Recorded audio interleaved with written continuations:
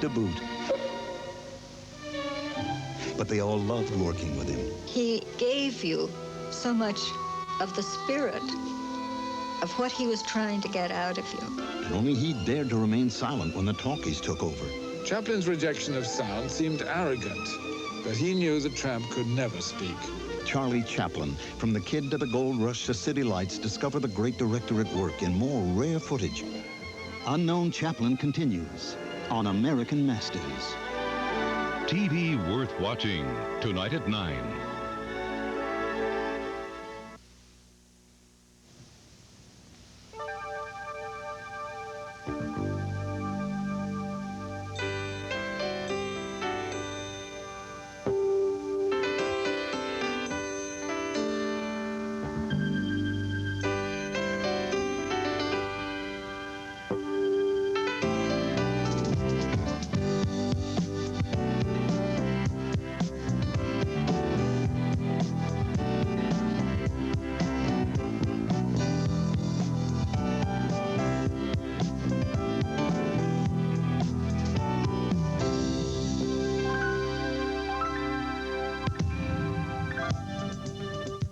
The acclaimed opera star Kiri Te Kanawa performs compositions by Handel and Mozart and contemporary Broadway tunes on Evening at Pops, tonight at 8, here on the television stations of Oregon Public Broadcasting.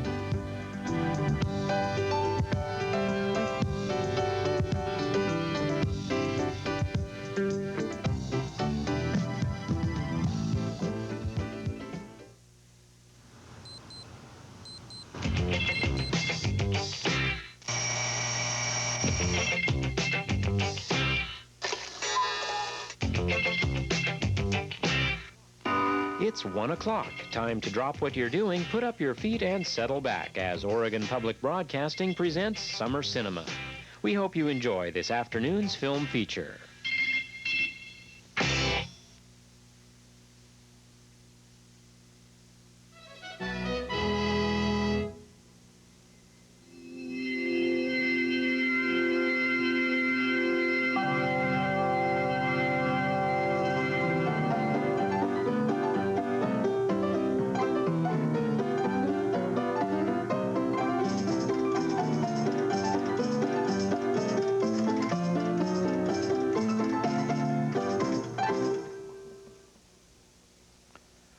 I was playing a word association game Hollywood style with a film buff friend of mine the other day. Cowboys, John Wayne. Film fans, Sid Sprockets. Famous bird, the Maltese Falcon.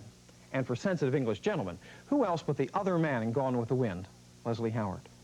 Howard is the star of the feature this time on Sprockets, the 1934 adventure The Scarlet Pimpernel. This role is classic Howard. He is aristocratic, moral, and courageous, a man who does the right thing despite the consequences. Howard played this role in his off-screen life as well. He returned to England during World War II to offer his services to the government's propaganda efforts. They sent him to Lisbon in 1943, supposedly to lecture on the theater, but in actuality to persuade Portugal against allying with Germany. On his return trip, Howard's plane was shot down by the Germans in the mistaken belief that Winston Churchill was on the same plane. It was a tragic end for a man whose courage was mirrored in his character, the Scarlet Pimpernel. To seek his fortune in the made possible by public television stations, the Corporation for Public Broadcasting, and Payne Weber. With today's report, here's Bill Moyers. A king for America? Before you laugh at the thought, read today's Pennsylvania Gazette. It says some people in this country are clamoring for a king. Now, on the face of it, that's absurd. Americans fought a war to be free of the British king, and they've sent these delegates here to Philadelphia to draft a constitution for a Republican form of government, one chosen by the people and accountable to the people. But the rumors can't be wholly dismissed. There are people who want a royal, not a Republican government. Just listen to this anonymous letter that's circulating in the country. We have found by experience that we have not wit enough to govern ourselves, that all our declamation about liberty and the rights of man are mere stuff and nonsense. It is high time for us to tread back the wayward path we have walked. The writer of that letter wants to send to England for the second son of George III, who is known as the Bishop of Osnaburg, and have him crowned King of America. Is it anything to take seriously? Well, don't forget that as much as a third of this country did not support the revolution. They remained loyal to the monarchy, and they cheered for the Redcoats. To this day, they're Tories in their hearts. So the editor of the Gazette had this to say about the rumors and intrigue. This plan, we are told, gains friends and partisans rapidly. It surely is necessary for the people to be on guard. The Federal Convention may save us from this worst of curses, a royal government, if we are wise enough to adopt their recommendations when they shall be communicated to us. At this point, the public has no idea what the convention will recommend. The delegates really have stuck to the vow they made back in May not to release any details of their deliberations until they have a final document. But they are politicians. They listen to public opinion. They care about the public mind. So the rumors of monarchy must be dealt with. The delegates are even getting letters asking, is it true? Are you really considering a king? The result is a rare item in today's Gazette, the first and only officially sanctioned leak from the Constitutional Convention. It says this: though we cannot affirmatively tell you what we are doing, we can negatively tell you what we are not doing. We never once thought of a king. The Bishop of Osnaburg can unpack. I'm Bill Moyers. This daily report is made possible by the Corporation for Public Broadcasting, public television stations, and Payne Weber. Thank you, Payne Weber.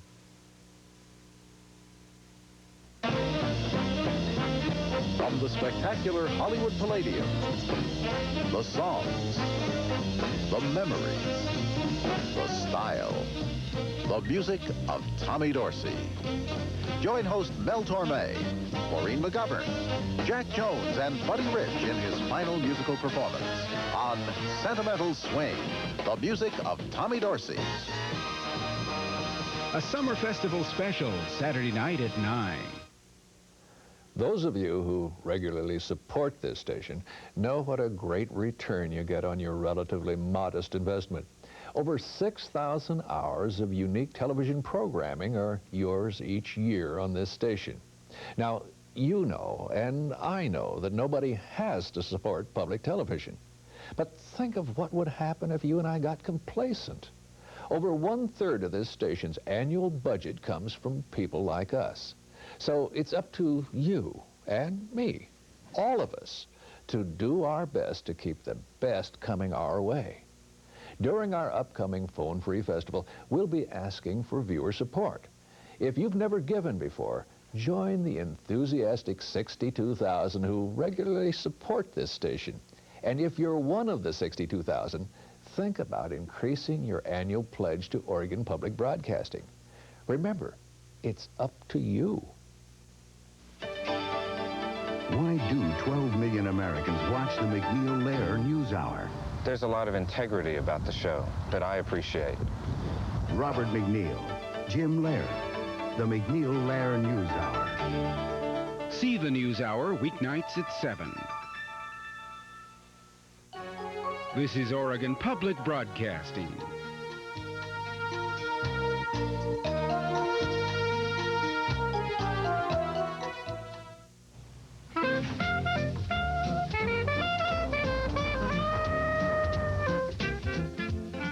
It's the end of the evening and time to relax and enjoy tonight's film classic, The Gunfighter, starring Gregory Peck as a weary gunslinger tired of being the fastest gun of the West.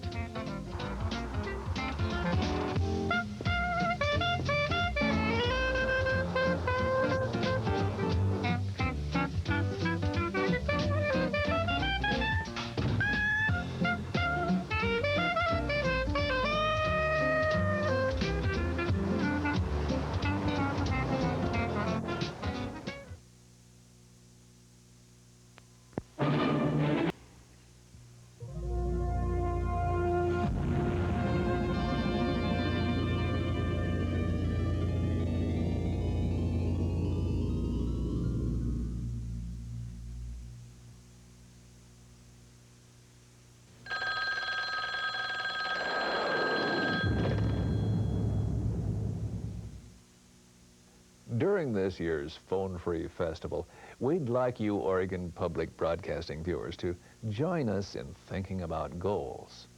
When it comes to television, I'll bet your goals and those of Oregon Public Broadcasting are just about the same. This station strives to offer you the best television possible, and you support it to obtain the best television possible. We can achieve those goals together. Your continued financial support means that Oregon Public Broadcasting will keep on bringing you the best. Think about those goals now and send a generous check to this station. And when you do, consider increasing your support.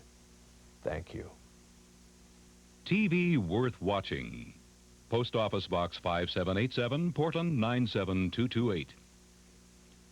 My name is Sherlock Holmes. It is my business to know what other people don't know. This week on Mystery, Sherlock Holmes uncovers a priceless jewel. It is more than a precious stone. It is the precious stone. The Hotel Cosmopolitan robbery. The Blue Carbuncle. The case of the Blue Carbuncle. Next on Mystery.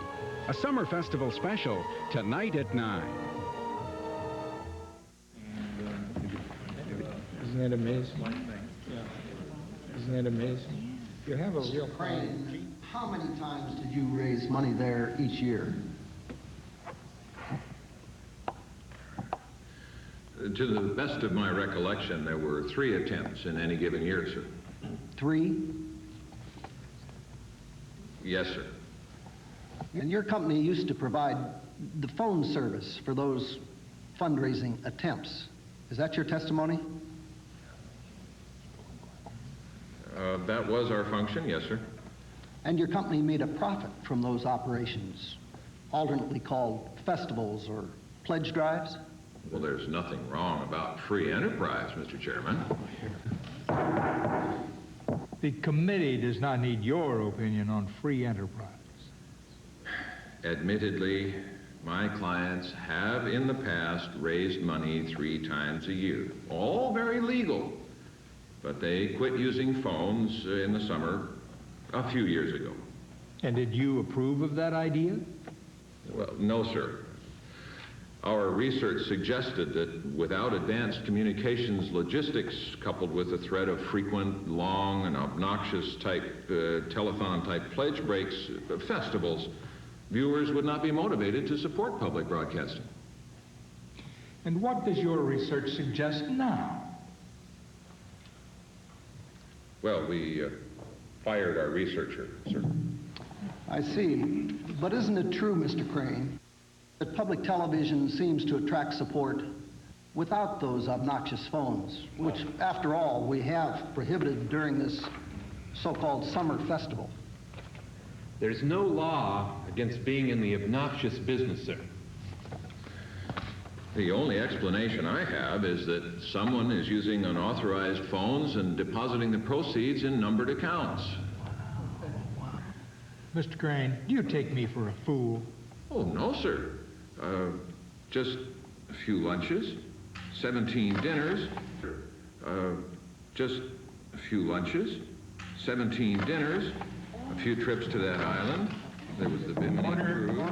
Make a motion to support Oregon Public Broadcasting. Send a check today to P.O. Box 5787, Portland, Oregon, 97228. Right now.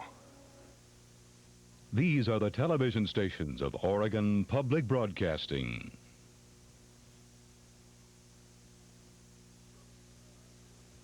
Blue Carbuncle! Blue Carbuncle! The Hotel Cosmopolitan robbery. The Blue Carbuncle.